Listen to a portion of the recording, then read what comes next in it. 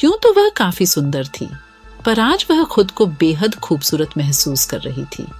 शौर्य के बदन की खुशबू उसके अंग अंग में समा गई थी और शौर्य भी उसके यौवन की कस्तूरी की महक में बहक कर दीवाना हुए कितने इत्मीनान से बिस्तर पर सो रहा था। हेलो, नमस्कार दोस्तों, आपका बहुत बहुत स्वागत है आपके अपने सविता भाभी स्टोरी यूट्यूब चैनल पर। तो दोस्तों, कहानी पूरी सुना और कहानी पसंद आए तो वीडियो को एक लाइक जरूर करना। तो अब कहानी शुरू करते हैं। शगुन ने धीरे से शौर्य का हाथ अपने बाजू पर से हटाया और तकिए के नीचे फंसे अपने लंबे बालों को आहिस्ता आहिस्ता से निकाला और बेड के पास लगे आदमकद आईने में अपना अक्स निहारने लगी। यूं तो वह काफी सुंदर थी, पर आज वह खुद को बेहद खूबसूरत महसूस कर रही थी। शौर्य के बदन की खुशबू उसके अंग अंग में समा गई थी और शौर्य भी उसके यौवन की कस्तूरी की महक में बहक कर दीवाना हुए कितने इत्मीनान से बिस्तर पर सो रहा था।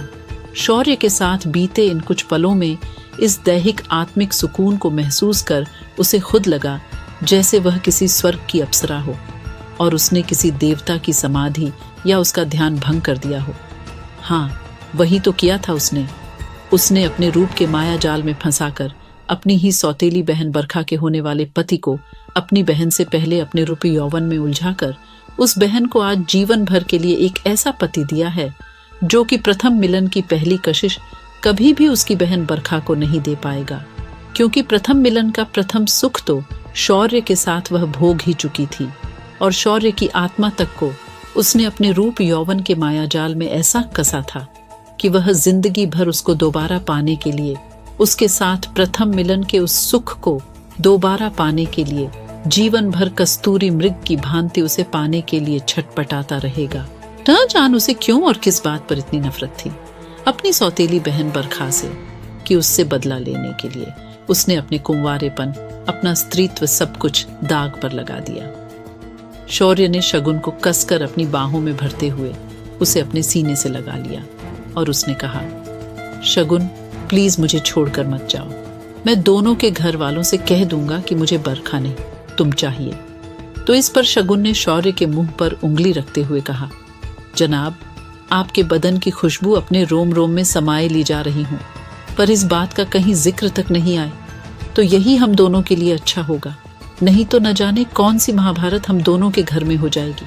इसीलिए समझे ना होने वाले जीजा जी, जो कुछ भी आज हम दोनों के बीच हुआ उसे एक सुंदर स्वप्न समझकर भूल जाना और बारात लेकर घर समय पर आ जाना। मेरी बहन तुम्हारा बेसब्री से इंतजार कर रही होगी। ये कहकर शगुन ने शौर्य के बाजुओं से अपने को छुड़ाया और अपने अस्त व्यस्त कपड़े समेटते हुए, बालों का जूड़ा बनाते हुए घर की ओर चल दी। निश्चित समय पर बारात घर आई। बरखा दुल्हन की तरह सजी, जयमाला, फिर ये सभी रस्में दोनों परिवारों ने बहुत खुशी से मनाई।